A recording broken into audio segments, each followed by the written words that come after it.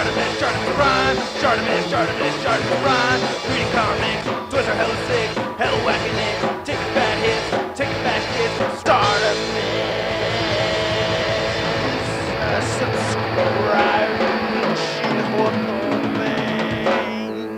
Been a while, huh? ShartimusPrime. Why weren't you at Christmas last year? Hey, what's up, you guys? ShartimusPrime here doing another Marvel Legends toy review on the Marvel Legends Unleashed Spider-Man. This is an interesting Marvel Legends wave that came out in around 2000, 2008, or 2007, 2008, I mean, sorry. And you can see artwork by Mike Diodato right there. And I just wanted to show off this packaging because it is a very interesting toy line that was short-lived, and this is the only Unleashed figure I have. So there's Spider-Man with Green Goblin over there, and Bio and whatnot, you know, so, and then there's an amazing pose of Spidey right here. That is, so yeah, that's basically, I mean, really not a great figure. I picked this guy up for a reasonable price, only 20 bucks, so I thought it wasn't too bad. But this scale is very, very strange, man. It's kind of it's a tall figure, so I have him standing straight up and down like that, and you can see that he stands about 8 inches tall. Yeah, just about 8 inches tall right there. And there he is compared to the McFarlane Spider-Man from Hasbro, so you could see how huge it really is, you know what I mean? Definitely not worthy of being in the Marvel Legends collection if you want to put him there, but, you know, I'm kind of trying to fake him, you know, as fighting my Marvel Icons Venom. I don't know, if I position things right, it does look kind of cool, so you'll see a picture of that at the end of this video. But overall, I gotta say, this figure could have been so much cooler than it actually is. It's just somewhat disappointing. Like, they added articulation in really cool places, but, you know, overall it just ended up not really working out. Like the articulation on the head, first off, you know.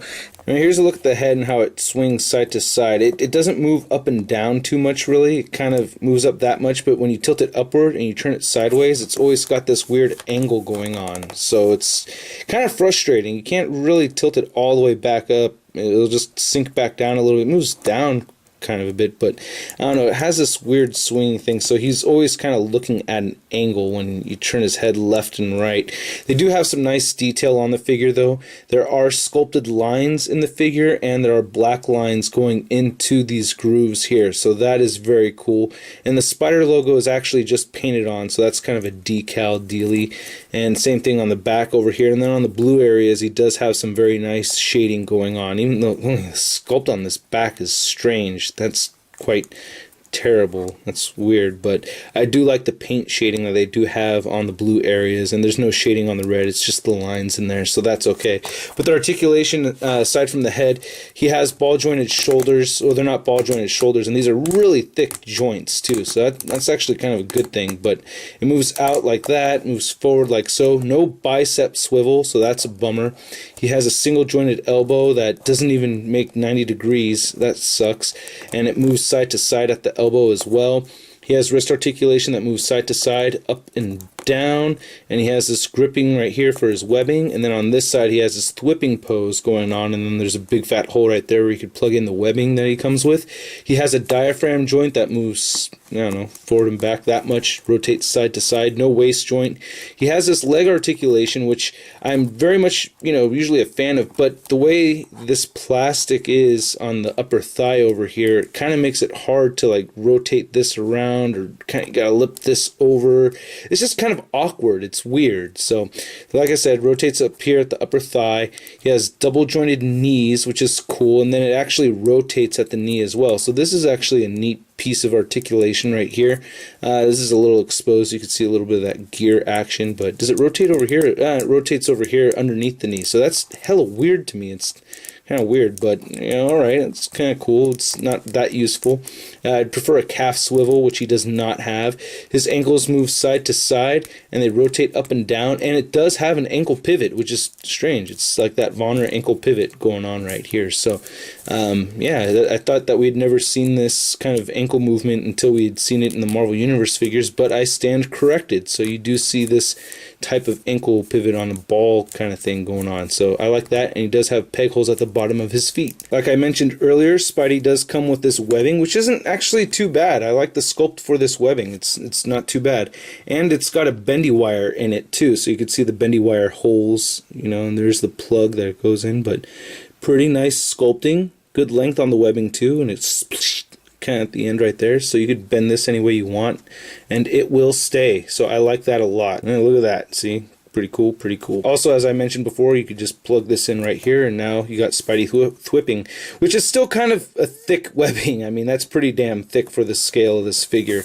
And then he can hold it in this hand too if you want him, you know, doing some poses where he's holding the webbing, but still, it's, you know, it's kind of weird. It looks like he's holding a bar or something like that. I don't know. Spidey comes with this kick-ass base. This is a really cool base. I like it. I definitely like it. It doesn't have any kind of crazy shading going on. It looks like it would, but it doesn't. It's just a solid, really dark gray going on. You can see some brown right here. And this piece right here. That looks very cool. I like the sculpt of this a lot. That's nice. And I like this rod. It's just coming out over here. It's just this random pole. So, you know, you assemble that together, and I like this busted floor right here, and I like how these pipes come through this vent thingy. So a lot of cool stuff. That's the weird pole just scratching my lamp over here. Yeah, not a bad looking base, and it has all kinds of pegs. So 1, 2, 3, 4, 5, 6 pegs sticking out of it, so you can have Spidey stand on any part. So yeah, that's my review, you guys. You know, not a whole lot to say about this figure. It's not really a must get, not anywhere near it. I mean, there's a whole lot of other figures you could spend $20 on, but you know, I wanted a Spidey to go with my Icons Venom, and yeah, I don't know. I hope you guys liked my review, and I will catch you later. Peace.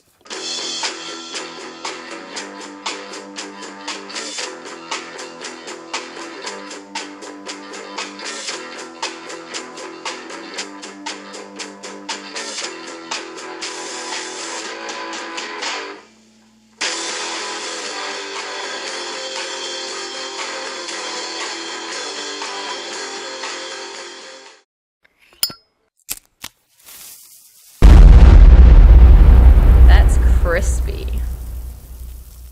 Today's ACBA pick of the day goes to Michael Revilla. Really cool picture of Ghost Rider here, man. I believe this is the movie Ghost Rider, the first movie Ghost Rider figure. Well, there aren't any Spirit of Vengeance figures, but yeah, I thought this was really cool. We had the actual fire going up behind him. I mean, come on, man, that just looks really cool. If you want to see more pictures like this, go to the ACBA like page.